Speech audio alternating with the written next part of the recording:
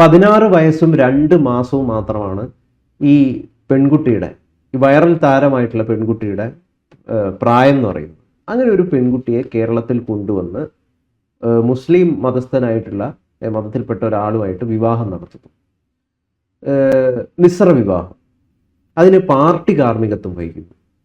സംസ്ഥാന secretary MV Govindan, പിന്നെ അതേപോലെ CPM നേതാക്കളായിട്ടുള്ള A റഹീമുണ്ട്, ശിവൻകുട്ടിയുണ്ട്. ഇവരുടെയൊക്കെ കാർമ്മികത്വത്തിൽ അതും ഒരു ക്ഷേത്രത്തിൽ വെച്ചിട്ട് നടക്കുകയാണ്. ഇത് കേരള സ്റ്റോറി എന്ന് പറയുന്ന ഒരു സിനിമയ്ക്ക് എതിരെ നടന്ന ഒരു കൗണ്ടർ നെറേറ്റീവായിട്ടാണ് പലരും വിലയിരുത്തുന്നത്. പക്ഷെ അതിപ്പം പൊളിഞ്ഞ് നാണക്കേടായി മാറിയിരിക്കുകയാണ്. കാരണം ഈ കുട്ടി 16 വയസ്സ് മാത്രമേ ഉണ്ടായിരുന്നുള്ളൂ. വ്യാജ സർട്ടിഫിക്കറ്റ് ഉണ്ടാക്കിയിട്ടാണ് പല പരിപാടികളും നടത്തിയെന്നാണ് ഇപ്പോൾ വിലയിരുത്തൽ. ഇപ്പോൾ മധ്യപ്രദേശ് പോലീസ് കേസെടുത്തിട്ടുണ്ട് ഇയാൾക്കെതിരെ, ഈ വരനെതിരെ കേസെടുത്തിട്ടുണ്ട്. അപ്പോൾ വരൻ മാത്രമല്ല കുടുങ്ങുന്നത്, MV ഗോവിന്ദനും ശിവൻകുട്ടിയും A റഹീമും എല്ലാം കുടുങ്ങുമെന്നാണ് ഇപ്പോൾ കിട്ടുന്നൊരു നിഗമനം. യഥാർത്ഥത്തിൽ എന്തിനായിരുന്നു ഈ ഒരു വളരെ വൃത്തികെട്ടൊരു നാടകം? അതായത് രാഷ്ട്രീയ പ്രവർത്തനം നടത്തുമ്പോഴേ ശരിയായ ആവശ്യങ്ങൾക്ക് വേണ്ടിയിട്ടാണ് രാഷ്ട്രീയ പ്രവർത്തനം നടത്തേണ്ടതെന്ന് പറയുന്ന ബോധം രാഷ്ട്രീയ നേതാക്കൾക്കുണ്ടാകും. നമ്മളൊരു ഷോ കാണിക്കാൻ ഒരു കാരണവശാലും നമ്മളെ നിർത്തിക്കൊടുക്കരുത്.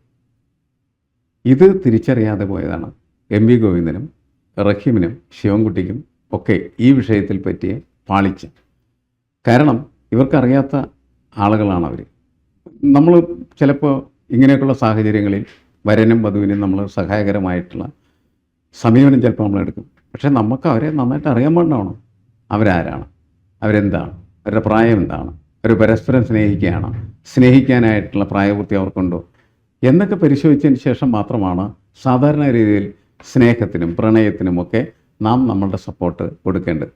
അല്ലെങ്കിൽ നമ്മൾ ചെയ്ത പ്രവൃത്തികളൊക്കെ തന്നെ അബദ്ധജടിലമായിട്ടുള്ള പ്രവൃത്തിയായി മാറിത്തീരുകയും അതിന് നാം നമ്മളുടെ ജീവിതത്തിൻ്റെ വലിയ വില നൽകേണ്ടതായിട്ട് വരികയും ചെയ്യും. ഈ വിഷയത്തിൽ അതാണ് സംഭവിക്കുന്നത്. കാരണം ഇങ്ങനെ വന്നു കഴിഞ്ഞാൽ പ്രായപൂർത്തിയാകാത്തതായിട്ടുള്ള ഒരു പെൺകുട്ടിയെ വിവാഹത്തിന് പ്രേരിപ്പിച്ചു എന്ന കാരണത്തിൻ്റെ പേരിൽ പോക്സോ കേസ് വരാം. അത് വരന് മാത്രമല്ല, അയാളെ അത്തരത്തിലുള്ള കൃത്യം നിർവഹിക്കുന്നതിന് സഹായിച്ചിട്ടുള്ള ആളുകൾക്കുമൊക്കെ അത് അനുഭവിക്കാവുന്നതാണ്. അങ്ങനെ ഇവരും ആ രീതിയിൽ എത്തിച്ചേരാനുള്ള സാധ്യത ഉണ്ട്. നമുക്കറിയാം, കേരള സ്റ്റോറി എന്നൊക്കെ പറഞ്ഞ് കേരളത്തിൽ അവതരിപ്പിച്ചത് ഈ സിനിമ പിടിച്ചവന് കാശുണ്ടാക്കാൻ വേണ്ടിയുള്ള കച്ചവടം മാത്രമായിരുന്നു.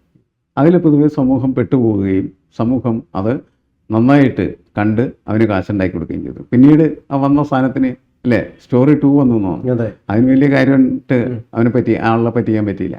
അപ്പോൾ ഒരിക്കൽ ജനങ്ങളെ പറ്റിക്കാം, പിന്നെ പറ്റിക്കാൻ പറ്റില്ല എന്നുള്ള കാര്യം അതിൽ നിന്ന് വ്യക്തമാക്കപ്പെടുന്ന ഒരു കാര്യമാണ്. സത്യസന്ധമായിട്ടുള്ള രാഷ്ട്രീയ പ്രവർത്തനങ്ങളോ പ്രത്യയശാസ്ത്ര പ്രവർത്തനങ്ങളോ പ്രത്യയശാസ്ത്ര നീക്കങ്ങളോ ഒന്നും നമ്മുടെ സമൂഹത്തിൽ ഇപ്പം ഇല്ല. അതൊക്കെ പഴയ കാലത്ത് ഇതുവരെ ഉള്ള വിവാഹങ്ങൾ പലതും നടന്നിട്ടുള്ളതാണ്. പക്ഷേ അത് കൃത്യം ശരിയായിട്ടുള്ള നിലപാടുകൾക്കകത്ത് സംഭവിക്കുന്ന പ്രവൃത്തികൾ മാത്രമായിരുന്നു. സാമൂഹ്യമായ മാറ്റത്തിന് പോലും അതെല്ലാം പ്രേരകമാകുമായിരുന്നു. മിശ്ര വിവാഹിതരുടെ സംഘടന തന്നെ യഥാർത്ഥത്തിൽ കേരളത്തിലുണ്ട് എന്നുള്ളതാണ്. അല്ല, ഹിന്ദുക്കൾ മുഴുവൻ BJP-യിലേക്ക് വഴിപ്പെട്ടു പോകുന്നു എന്ന കാരണത്താലാണോ ഇത് ക്ഷേത്രത്തിൽ തന്നെ നടത്തിയത്? ഇത് ഹിന്ദു മാരേജ് ആക്ട് പ്രകാരം ഇത്തരത്തിലുള്ള ഒരു മിശ്ര വിവാഹം പോസിബിൾ അല്ല, നിയമപരമായിട്ട് പോസിബിൾ അല്ല. പക്ഷേ ഇതൊരു ക്ഷേത്രത്തിലാണ് നടക്കുന്നത്. അതെ, അത് ക്ഷേത്രത്തിൽ നടത്താനായിട്ട് താല്പര്യമുള്ളത് ക്ഷേത്രത്തിൽ നടത്തി. അതിൽ കൂടുതലൊരു പ്രാധാന്യം നമ്മൾ കൽപ്പിക്കുന്നില്ല. ഇനി ഇത് രജിസ്ട്രാർ ഓഫീസിൽ വെച്ചാണ് നടത്തേണ്ടിരുന്നെങ്കിൽ ഈ രേഖകളൊക്കെ രജിസ്ട്രാർക്ക് ഹാജരാക്കണം. ആ രേഖകൾ വ്യാജരേഖകളാണെങ്കിൽ രജിസ്ട്രാർ ജയിലിൽ പോകേണ്ടി വരും. ആദ്യം ആ അന്വേഷണങ്ങൾ നടത്തിയതിന് ശേഷം മാത്രമല്ലേ ചെയ്യാനായിട്ട് കഴിയുള്ളൂ. അപ്പോൾ അന്വേഷണം നടക്കുമായിരുന്നു. അന്വേഷണം നടത്താൻ ഇത് വ്യാജ സർട്ടിഫിക്കറ്റ് ആണെങ്കിൽ അന്ന് തന്നെ തിരിച്ചറിയപ്പെടാൻ സാധ്യതയുണ്ട്. ഇപ്പം എന്താ ഇതിൻ്റെ പൊസിഷൻ എന്നുള്ളത് നമുക്ക് കൃത്യമായിട്ട് അറിയില്ല. എന്തായാലും ഇത്തരം കാര്യങ്ങളിലേക്ക് ചെന്നുവിടുന്നതിന് മുമ്പ് ഈ സമൂഹത്തെ നയിക്കുന്നതായിട്ടുള്ള രാഷ്ട്രീയ നേതാക്കൾ കൃത്യമായ കാര്യങ്ങൾ പഠിക്കുകയും മനസ്സിലാക്കുകയും ചെയ്യേണ്ടത് ആവശ്യമാണ്. അല്ലെങ്കിൽ അവരുടെ രാഷ്ട്രീയ പ്രവർത്തനം എന്ന് പറയുന്നത് വെറും കെട്ടുകാഴ്ചയായിട്ട് മാറും. ആ കെട്ടുകാഴ്ച രാഷ്ട്രീയത്തിൻ്റെ പ്രശ്നമാണ് ഇപ്പോൾ ഗോവിന്ദ മാസ്റ്ററും അതുപോലെ തന്നെ റഹീമും ശിവൻകുട്ടിയും ഒക്കെ അനുഭവിക്കുന്നതാണ് എനിക്ക് തോന്നുന്നത്. ഇതിൽ പാർട്ടി എന്തിനാണ് ഇതിൽ കാർമ്മികത്വം വഹിക്കുന്നത് എന്നുള്ളത്? ഹിന്ദുവും മുസ്ലിമും വിവാഹം കഴിക്കുന്നതിൽ പ്രണയിക്കുന്നതിലോ ആർക്കും ഒരു പ്രയാസമില്ല. അല്ല, സാധാരണ രീതിയിൽ പാർട്ടി അതിനകത്തൊക്കെ കാർമ്മികത്വം, ഇപ്പോൾ ഉദാഹരണത്തിന് തമിഴ്നാട്ടിൽ ജാത്യാഭിമാന കൊല, അങ്ങനെ പല പരിപാടികളും നടക്കുന്ന വളരെ മോശമായൊരു സാമൂഹിക ക്രമമുള്ള പലയിടങ്ങളുമുണ്ട്. അപ്പോൾ അവിടെയൊക്കെ ചിലപ്പോൾ എന്ത് ചെയ്യേണ്ടി വരും, പൊതു സാമൂഹ്യ പ്രവർത്തകർക്ക് അതിനകത്ത് ഇടപെടേണ്ടി വരും. എങ്കിൽ മാത്രമാണ് ജനുവിനായിട്ടുള്ള ആ പ്രണയങ്ങൾക്ക് പൂത്തുലയാനായിട്ടുള്ള അവസരം ഉണ്ടാവും. അതുകൊണ്ടാണ് അവിടെ അതിന് സ്വീകാര്യതയുണ്ട്. ആ സ്വീകാര്യത കണ്ടിട്ടായിരിക്കാം കേരളത്തിൽ ഇവരിതിനെ ഇറങ്ങിപ്പെടും. കേരളത്തിൽ തന്നെ ഒന്നും ആവശ്യമില്ല, ശരിക്കും പറഞ്ഞാൽ ഇവരുടെ സഹായം ആവശ്യമില്ല എന്നുള്ള സത്യം. അല്ല, ഇതിലിപ്പം പക്ഷേ ഇത് മുഴുവൻ പാർട്ടിക്ക് എതിരായിട്ട് തിരിഞ്ഞിരിക്കുകയാണ്. കാരണം അങ്ങനെയുള്ള പല ഹിന്ദു കുട്ടികളെയും ഇവിടെ കൊണ്ടുവന്നിട്ട് കല്യാണം കഴിപ്പിക്കുകയാണോ ചെയ്യുക ഇനി എന്നൊക്കെ അങ്ങനത്തെ അതൊക്കെ ഇതൊക്കെ ഒറ്റപ്പെട്ട സംഭവങ്ങളാണ്. അതിനെ ജനറലൈസ് ചെയ്യുന്നത്, സാമാന്യവൽക്കരിക്കുന്നത് രാഷ്ട്രീയമാണ്. ആ രാഷ്ട്രീയത്തിന് അവരുടെ പ്രവർത്തനങ്ങളെ വിട്ടുകൊടുക്കാൻ പാടില്ലായിരുന്നു യഥാർത്ഥത്തിൽ ഗോവിന്ദ മാസ്റ്റർ അടക്കമുള്ള ആളുകൾ ചെയ്യേണ്ടത്. അവരതിന് നിൽക്കണം, അവരുടെ ജോലിയല്ല. ഈ സംഭവം നടക്കുന്ന സ്ഥലത്തെ ആളുകളെ വേണമെങ്കിൽ എന്ത് ചെയ്യാം, അത് അന്വേഷിച്ച് വേണ്ട രീതിയിൽ കൈകാര്യം ചെയ്യുന്നു പറഞ്ഞു വിടാം. ഇവരെ അതിനകത്ത് വരേണ്ട കാര്യമില്ല. ഇവരെന്തിനാ വരുന്നതെന്ന് ചോദിച്ചാൽ നമ്മൾ നേരത്തെ പറഞ്ഞ ഈ പൊളിറ്റിക്സ് എന്ന് പറഞ്ഞ ഒരു ഷോ ബിസിനസ്സാണ് എന്ന് തെറ്റിദ്ധരിക്കപ്പെടുന്നതിൻ്റെ പേരിൽ തന്നെയാണത്. ആദ്യം തന്നെ ഗോവിന്ദ മാസ്റ്റർക്ക് അത് പറഞ്ഞ് പഠിപ്പിക്കേണ്ട ആവശ്യമാണ്. ഇത് ഷോ ബിസിനസ് അല്ല എന്നുള്ളത്. പൊളിറ്റിക്സിന് വളരെ തീവ്രമായിട്ടുള്ള ലക്ഷ്യങ്ങളുണ്ട്. ആ ലക്ഷ്യങ്ങൾക്കനുസരിച്ചാണ് പ്രവർത്തിക്കേണ്ടത്. ചുമ്മാ ഇതുമാരെ ജാള കാണിക്കാൻ പറ്റിയ പരിപാടിയല്ല എന്ന് ഞങ്ങളെ ബോധ്യപ്പെടുത്തേണ്ട ആവശ്യമാണ്. തീർച്ചയായിട്ടും അത് തന്നെയാണ് മാഷ് പറഞ്ഞ ഈ ഷോ ബിസിനസ്സിനെതിരെയാണ് ഇപ്പം ജനങ്ങൾ പ്രതികരിക്കുന്നത്. അല്ലാതെ ജെനുവിൻ ആയിട്ടുള്ള ഒരു ഹിന്ദു മുസ്ലിം തമ്മിലുള്ള പ്രണയത്തെ ഒന്നും ആരും ഇവിടെ എതിർക്കില്ല. ഈ നാട്ടിൽ ആരും എതിർക്കില്ല. ഇവിടെ ഈ ചെറുപ്പക്കാരൻ്റെ ആരാണ് ഇയാളെന്നോ ഇയാളുടെ വേറെ അബൌട്ട്സോ ഈ കാര്യങ്ങളൊന്നും അറിയില്ല. അതിലൊക്കെ ഒരുപാട് ദുരൂഹതകളുണ്ട്. ഈ പെൺകുട്ടിക്ക് 16 വയസ്സ് മാത്രമേ പ്രായമുള്ളൂ.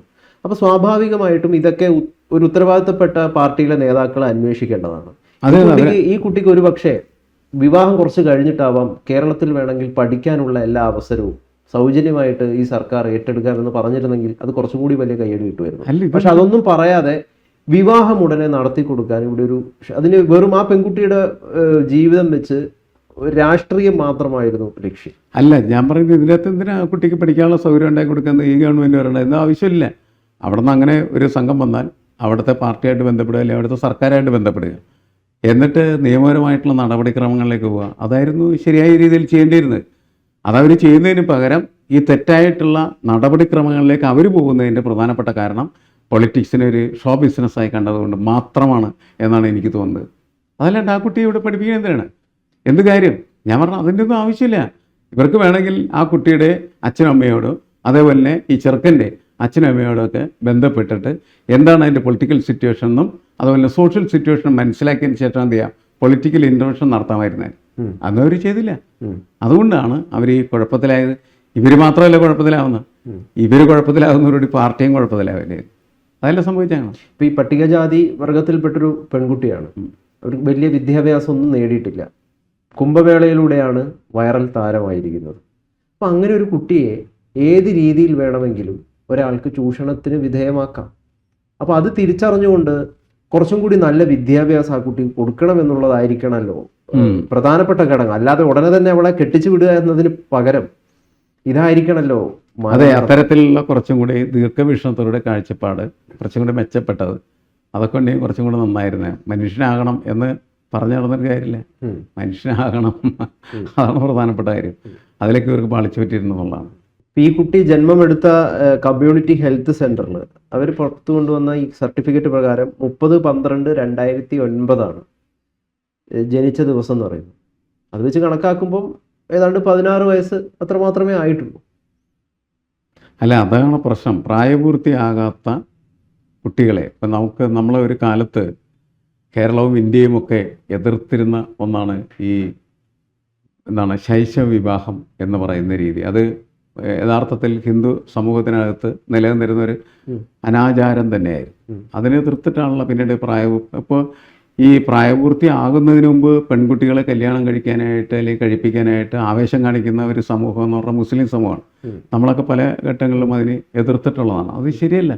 കാരണം അവർക്ക് പ്രായപൂർത്തിയാവുകയും അവർക്ക് ആവശ്യമായിട്ടുള്ള വിദ്യാഭ്യാസം ലഭിക്കുകയും ചെയ്തതിന് ശേഷമാണ് ഇന്നത്തെ കാലത്ത് യഥാർത്ഥത്തിൽ കുട്ടികൾ എന്ത് ചെയ്യാൻ പാടുള്ളൂ, വിവാഹിതരാകാൻ പാടുള്ളൂ. അതിന് പകരമായിട്ട് പലപ്പോഴും അച്ഛനമ്മമാർ ചെയ്യുന്ന അവരുടെ ഒരു ബാധ്യത ഒഴിവാക്കാൻ വേണ്ടിയിട്ട് ആരെങ്കിലും കണ്ടെത്തി കല്യാണം കഴിച്ച് കുട്ടികളെ കൊടുത്തുകൂടെയാണ് ചെയ്യുന്നത്. ആ കാഴ്ചപ്പാടെ ഒരിക്കലും ശരിയല്ല. 18 വയസ്സ് കഴിയുമ്പോൾ തന്നെ കല്യാണം കഴിക്കുന്നു, ഉടനെ തന്നെ അവർ ഗർഭിണികളാവുന്നു, അവർ കുട്ടികളെ വളർത്താനായിട്ട് നിർബന്ധിതരാകുന്നു. കുട്ടികളെക്കുറിച്ചോ കുട്ടികളുടെ വളർച്ചയെക്കുറിച്ചോ കാഴ്ചപ്പാടില്ലാത്ത തരത്തിൽ അവർക്ക് അതിനകത്ത് പെരുമാറുകയും പ്രവർത്തിക്കുകയും ചെയ്യുന്ന ഗതികേട് വരും. ഇതിനെതിരെ വളരെ ശക്തമായ സാമൂഹികമായ ബോധവൽക്കരണം കേരളത്തിൽ നടന്നതിൻ്റെ ഫലമായിട്ട് മുസ്ലിം സമുദായത്തിലെ സ്ത്രീകൾ തന്നെ എന്ത് ചെയ്യുന്നുണ്ട്, അത്തരം വിവാഹത്തിനെതിരായിട്ട് പ്രവർത്തിക്കാനായിട്ട് തുടങ്ങിയിരിക്കുന്നു. അതിന് വലിയ മാറ്റം വന്നിട്ടുണ്ട്. പക്ഷേ ഈ പെൺകുട്ടിയെ ഒരു ബാധ്യത പോലെയല്ല മാതാപിതാക്കൾ കണ്ടത്. അവർ തമ്പാനൂർ പോലീസ് സ്റ്റേഷനിൽ നിറകണ്ണുകളോട് കൂടിയിട്ടാണ് അപേക്ഷിച്ചത്, ദയവേത് അവൻ്റെ കൂടെ വിടരുത്, ഇവർക്ക് പ്രായമായിട്ടില്ല എന്നവർ കൃത്യമായിട്ട് പറഞ്ഞു. പക്ഷെ അതുപോലും ചെവി കൊള്ളാനായിട്ട് ഇവിടുത്തെ പോലീസോ അല്ലെങ്കിൽ ഭരണ സംവിധാനമോ തയ്യാറായില്ല എന്നുള്ളതാണ്. അല്ല, ഇതാണ് വലിയ വീഴ്ച. ഈ വീഴ്ചകൾ ഒരിക്കലും ഗുണകരമല്ല. അത് പ്രത്യേകിച്ച് ഒരു പുരോഗമന പ്രസ്ഥാനം എന്ന് വിശേഷിപ്പിക്കപ്പെടുന്ന കമ്മ്യൂണിസ്റ്റ് പാർട്ടിയെ സംബന്ധിച്ചിടത്തോളം അത് വലിയ അപകടം പിടിച്ച കാഴ്ചപ്പാടുകളാണ്. അതവർ തിരുത്തേണ്ടത് ആവശ്യമാണ്. ഇതിനകത്ത് പ്രശ്നങ്ങളൊന്നുമില്ല, ഒറ്റ കാര്യമുള്ളൂ, ഷോ ബിസിനസ് ആയി പോയതാണ് അപകടം. അല്ലെങ്കിൽ പ്രായപൂർത്തിയായിട്ടുണ്ടോ ഇല്ലയോ എന്നൊക്കെ കൃത്യമായിട്ട് പരിശോധിക്കാമല്ലോ.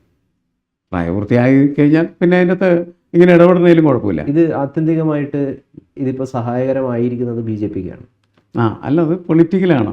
അല്ല, പൊളിറ്റിക്കലി രാഷ്ട്രീയപരമായിട്ട് ഇത് സഹായകരമായിരിക്കുന്നത് BJPക്കാണ്. അതെ അതെ. കാരണം ഏറ്റവും ആദ്യം ഇതിനെതിരെ എതിർപ്പുമായിട്ട് വന്നത് അവരാണ്. ഇപ്പം അവരുടെ ആ ലോജിക്ക് കറക്റ്റ് ആവുകയും ചെയ്യും.